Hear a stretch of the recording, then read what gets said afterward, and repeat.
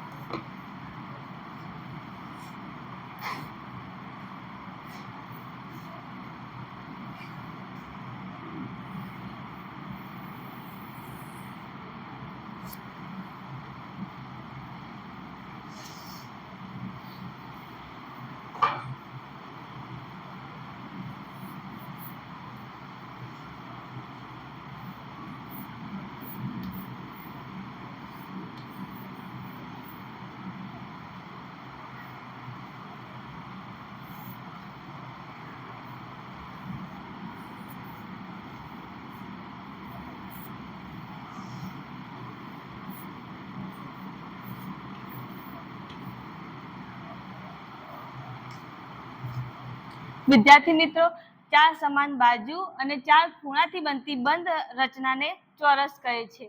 આ ચોરસને 4 શિરોબિંદુઓ છે। શિરોબિંદુ એ, શિરોબિંદુ બી, શિરોબિંદુ સી અને શિરોબિંદુ ડી।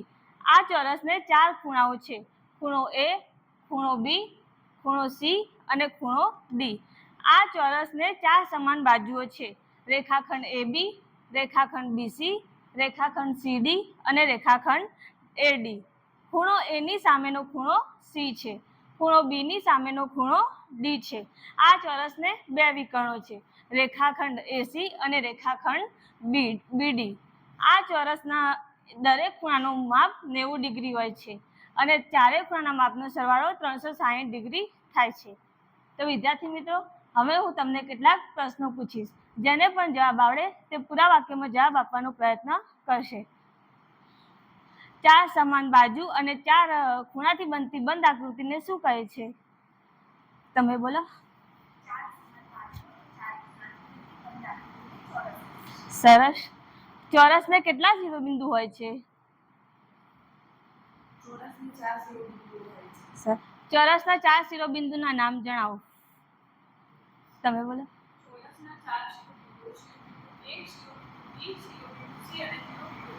ખૂબ જ સરસ. ચોરસને કેટલા ખૂણાઓ હોય છે?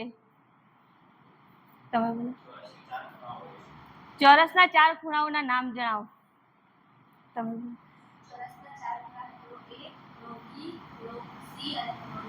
સરસ. ચોરસને કેટલી બાજુઓ હોય છે? તમે બોલો. ચોરસની 4 બાજુઓના નામ જણાવો. તમે બોલો.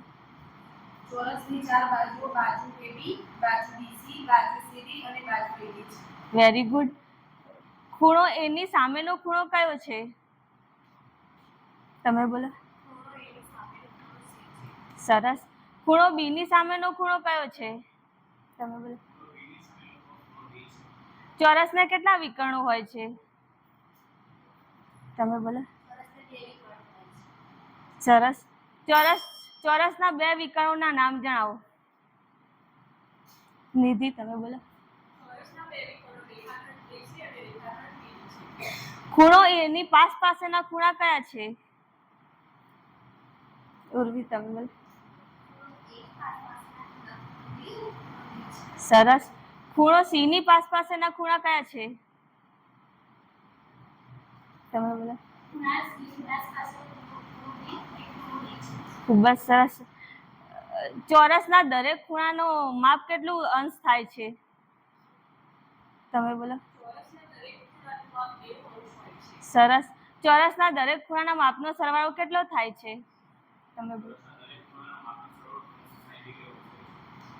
તો વિદ્યાર્થી મિત્રો, અહીં મારો પાઠ પૂર્ણ થાય છે.